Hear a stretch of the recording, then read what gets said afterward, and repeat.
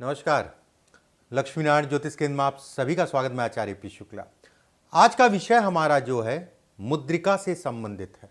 मुद्रिका, वलय आपने देखा, रिंग सोलोमन आपने देखा। मुद्रिका हमारे हाथों में बेहद अहम है। किस तरीके से क्या परिणाम देती है मुद्रिका, पहले समझ लीजिए मुद्रिका होता क्या है।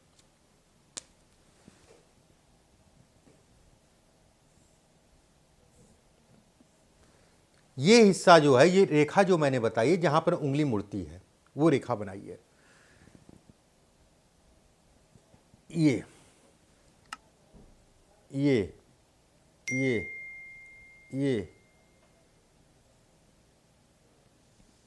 ये मुद्रिका का मतलब ये होता है कि हाथ में अंगूठी, अगर ये मुद्रिका इस क्षेत्र को पकड़े तो मुद्रिका नहीं कहलाएगी, उसका परिणाम कुछ अलग होगा। मुद्रिका का मतलब जो है जहां से आपकी उंगली मुड़ती है उससे 1-2 इंच जो है नीचे मान लीजिएगा, थोड़ा सा नीचे स्वतंत्र होना चाहिए मुद्रिका। तो उसका कैसे परिणाम देखा जाता है इस पे चर्चा करेंगे। आज शुरुआत जो है देवगुरु बृहस्पति से ना करके चंद्रमा से शुरुआत करेंगे। देखिए, चंद्र क्षेत्र पे अगर मुद्रिका की आकृति है, बस एक चीज का ध्यान रखिएगा, ये मुद्रिका अगर कहा जाए बेहद अच्छी है, उसमें कोई दो राय नहीं है। चंद्रमा के क्षेत्र पे मंगल की तरफ जाती हुई मुद्रिका, लेकिन ये स्वतंत्र होनी चाहिए। स्वतंत्र, अगर ये काटे या हृदय रेखा को काटे या मस्तिष्क रेखा को काटे तो ये कहा जाएगा जिस रेखा को काट रही है उस रेखा से संबंधित फलों में ये कमी करेगी। ध्यान से समझिएगा, अगर ये स्वतंत्र है, ये आकार है, तो ऐसे में कहा जाएगा बेहद अच्छा। बच्चा अगर जो है बेहद साधारण घर में या गरीब घर में या झोपड़ी में भी अगर पैदा हुआ हो तो भी जीवन में सर्वोच्च पद तक जाता है। जिस भी क्षेत्र में जाए, चाहे वो पॉलिटिक्स में हो तो बड़े पद तक जाएगा, मंत्री मुख्यमंत्री तक जा सकता है। व्यवसाय कर रहा है तो टाइकून बनेगा या उससे भी ऊपर बने। कहीं ना कहीं ये दिखाता है कि व्यक्ति जिस भी क्षेत्र में होगा उस क्षेत्र में टॉप पे जाएगा। एक बात, बस स्वतंत्र होना चाहिए। ऐसे लोगों को जल यात्रा या पानी से संबंधित चीजें ऐसे लोगों के लिए घातक है। पानी मतलब ये नहीं कि आप नहाइए ना, पानी का मतलब हो गया नहर हुआ, नदी हुआ, समुद्र हुआ, या किसी प्रकार की उस पर यात्रा कर रहे हैं या उसमें नहा रहे हैं, ये घातक है। ऐसे लोग अगर कहें ये तय है, जिनके हाथ में ये तय है उनके साथ हुआ होगा, ठीक है। अगर उम्र दराज हैं तो उनके साथ हुआ होगा, ये तय है। उनके साथ जीवन में 1 या 2 बार जो है जल का घात होता है। जल घात जिसे कहा जाता है, पानी से जो है अगर ये स्थिति है तो ये घात को दिखाती है। ऐसे लोग अगर कहें स्वतंत्र मन के होते हैं, स्वतंत्र स्वभाव के होते हैं और शांत मन के होते हैं। ऐसे लोग स्थिर होते हैं, एक जगह पे टिकते हैं और लंबे समय तक एक जगह पे टिक के काम करते हैं। अगर बदलते भी हैं तो वो भी अच्छा कहलाएगा, खराब नहीं है। ऐसे लोगों के ऊपर शत्रु हावी नहीं हो पाते। शत्रुओं की संख्या बहुत होती है लेकिन कोई कुछ कर नहीं पाता। गजब का पूर्वाभास ऐसे लोगों के अंदर होता है, गजब का पूर्वाभास। पहले से चीजें जो समझ लेना, सिक्स सेंस जिसे कहा जाता है। बस फिर से मैं ये कहूंगा, अकेले है। अगर ये भाग्य रेखा को काटेगा तो भाग्यहीन बनाएगा, भाग्य को कमजोर बनाएगा। मस्तिष्क रेखा को काटेगा तो मस्तिष्क या दिमाग से संबंधित कोई बड़ा कष्ट देगा। कहीं ना कहीं विवाह से संबंधित मस्तिष्क रेखा विवाह को भी दिखाती है। स्वास्थ्य रेखा को काटेगा तो स्वास्थ्य से संबंधित चीजों में बेहद उतार चढ़ाव को दिखाता है, बेहद उतार चढ़ाव।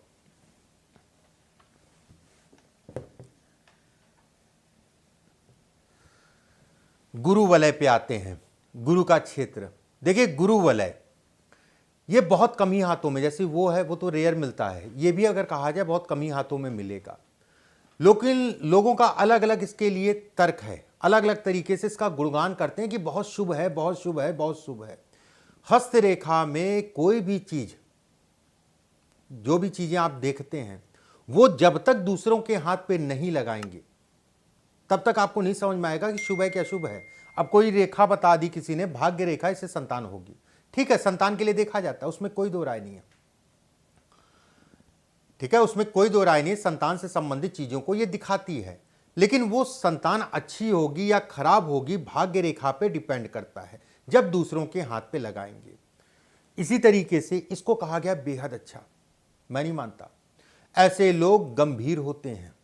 ऐसे लोग अगर कहा जाए, इच्छाएं तो बहुत होती है ऐसे लोगों की, अच्छी चीज है, इच्छाएं करना भी चाहिए, लेकिन इच्छाओं के साथ में अहंकार को भी ये दिखाता है। इच्छाओं के साथ में अहंकार को भी दिखाता है। अकारण ऐसे लोगों का मन जो है डाइवर्ट रहता है या फिर एक जगह पे स्थिर नहीं हो पाते। ऐसे लोग अगर कहा जाए अत्यंत गुप्त नेचर के होते हैं, अपनी चीज किसी को बताएंगे नहीं। ऐसे लोग अगर कहा जाए गुणवान होते हैं, ऐसे लोग विद्वान होते हैं, उसमें कोई दो राय नहीं है। ऐसे लोग कहीं मात खाते हैं तो अपने ओवर कॉन्फिडेंस के कारण। अगर गुरु सामान्य उठा है, बहुत ज़्यादा दबा नहीं है, बहुत ज़्यादा उठा नहीं है, गुरु के क्षेत्र पे दो रेखाएं हैं, तो ऐसे में कहा जाएगा इसका दोष कहीं ना कहीं काफ़ी हद तक का कम होगा। दिखावा या आडंबर ऐसे लोग खूब करते हैं, खूब दिखाएंगे, खूब भूमिका बनाएंगे, आडंबर करेंगे उसमें। लेकिन धन के लिए अगर कहें तो सामान्य है, धन से संबंधित चीज़ों के लिए सामान्य कहलाएगा। बस अपने नेचर को ऐसे लोगों को देख दाख के चलना चाहिए। शनि वलय, शनि मुद्रिका, देखिए वलय भी कह सकते हैं, कोई गलत नहीं है, इसको शनि वलय भी कहा जाता है, शनि मुद्रिका भी कहा जाता है, कोई चिंता वाली बात नहीं है। जब भी ये स्थिति बने, शनि की उंगली के नीचे इस जगह पे ऐसे नापिएगा, जहां पर उंगली खत्म हो रही है, ये वाली जहां उंगली खत्म हो रही है, उसके बीच में चांदनुमा आकृति बने। ये शुभ नहीं है। क्यों शुभ नहीं है ये समझ लीजिए, क्या क्या कारण होते हैं, क्या क्या इसमें खामियां होती हैं, क्या अच्छाई होती है, ये समझा दे रहा हूं मैं। देखिए ऐसे लोग अगर कहा जाए, ज़्यादातर लोग, ऐसे लोगों को दुनियादारी से कोई मतलब नहीं। ऐसे लोगों का संसार अगर कहा जाए अलग होता है, ये विरक्ति को दिखाता है। ऐसे लोग अगर कहें एकांत प्रिय होते हैं। ऐसे लोग अगर कहा जाए परिवार या जिम्मेदारियों से भागते हैं। तंत्र साधना हो गया, मंत्र साधना हो गया, उसमें रत होते हैं, ज्ञान बहुत होता है ऐसे लोगों को, उसमें कोई दो राय नहीं है। लेकिन तंत्र साधना या मंत्र साधना अगर ये स्थिति है, अगर भाग्य रेखा, ये भाग्य रेखा इस वलय को काटती है, या वलय पे भाग्य रेखा आके रुके, या वलय पे आके भाग्य रेखा टच कर जाए, तो ऐसे में ये कहा जाएगा कि व्यक्ति अपनी तंत्र मंत्र जो भी साधनाएं हैं उसमें पारंगत नहीं हो पाएगा। अब ये भाग्य रेखा अगर काटी है तो इन लोगों का जीवन, आधा जीवन वैवाहिक, आधा जीवन जो है आध्यात्मिक, कहीं ना कहीं जो है उसमें झूलता रहता है। ऐसे लोग भाग्य रेखा जब काट देती है तो सिद्धि प्राप्त नहीं हो पाती। अगर इसमें है, इससे संबंधित क्षेत्र में है, तो इस सिद्धि से संबंधित चीज़ों में ये कमी करता है। अगर शनि का क्षेत्र ज़्यादा उठा है, ठीक है, ध्यान से समझिएगा, अगर शनि का क्षेत्र ज़्यादा उठा है तो इसके प्रभावों को और बढ़ाएगा, ठीक है, साधना हो गया, तंत्र, इससे संबंधित चीज़ों को बढ़ाएगा। अगर सूर्य का क्षेत्र ज़्यादा उठा है और सूर्य के क्षेत्र पे एक रेखा है, तो ऐसे में कहा जाएगा इसके प्रभावों को ये कम करेगा। जो चीजें मैंने कहा उसके प्रभावों को ये कम करेगा।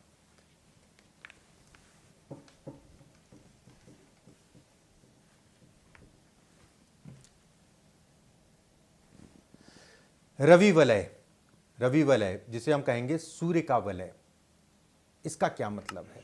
देखिए रवि वलय है तो ये कहा जाएगा व्यक्ति बेहद मेहनती होगा। सूर्य के पर्वत को हम कहीं ना कहीं शुभ कहते हैं, अच्छा कहते हैं।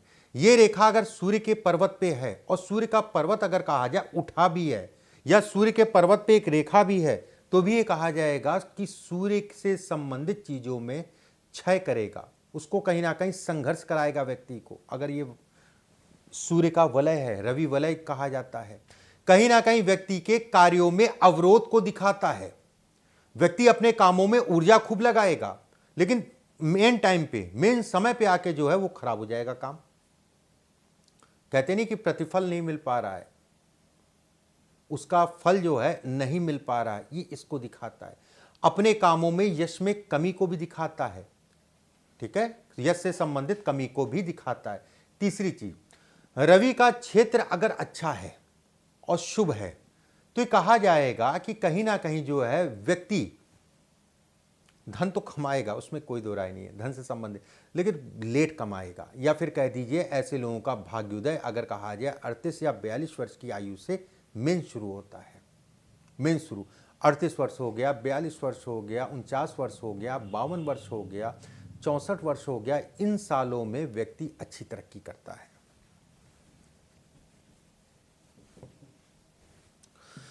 बुद्ध मुद्रिका, देखिए बुद्ध मुद्रिका बहुत कम हाथों में मिलती है। अगर ये विवाह के साथ बने तो ये कहा जाएगा जातक का विवाह होगा ही नहीं, होगा ही नहीं। अगर हो भी जाता है तो 1-2 महीने से ज्यादा नहीं टिकेगा, 1-2 महीने से ज्यादा। मान लीजिए किसी ग्रह के कारण विवाह हो जाए तो भी 1-2 महीना।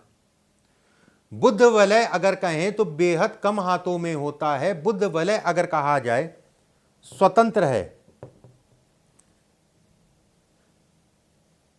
ये विवाह रेखा से दूर है, या फिर यहां से कोई रेखा आके इसको काटे ना, ठीक है। अगर ये स्वतंत्र है तो ये कहा जाएगा व्यक्ति बेहद और बड़े स्तर का व्यवसायी बनेगा।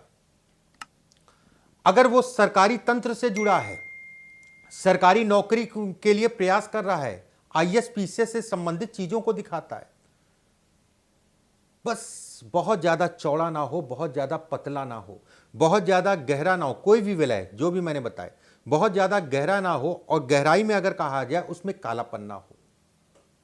देखिए इसका प्रभाव जीवन में कहां से कहां आपको लेके जाएगा। बिजनेस में उद्योगपति और बड़े स्तर का उद्योगपति, स्वतंत्र काम करने वाला, इसको दिखाता है। कुल मिला के अगर ये छू रहा है तो विवाह के लिए अच्छा नहीं है। विवाह ऐसे लोगों का नहीं होता है और बहुत कम ही संभावनाएं होती हैं। 99.99% ऐसा होता है विवाह का सुख नहीं मिलता है। अगले वीडियो में फिर किसी विषय के साथ उपस्थित होऊंगा। उम्मीद करता हूँ चीज़ें आपको समझ में आई होंगी। परमात्मा आप सभी को स्वस्थ रखे, सुरक्षित रखे, मुस्कुराते रहिए। अभी के लिए बस इतना ही। नमस्कार।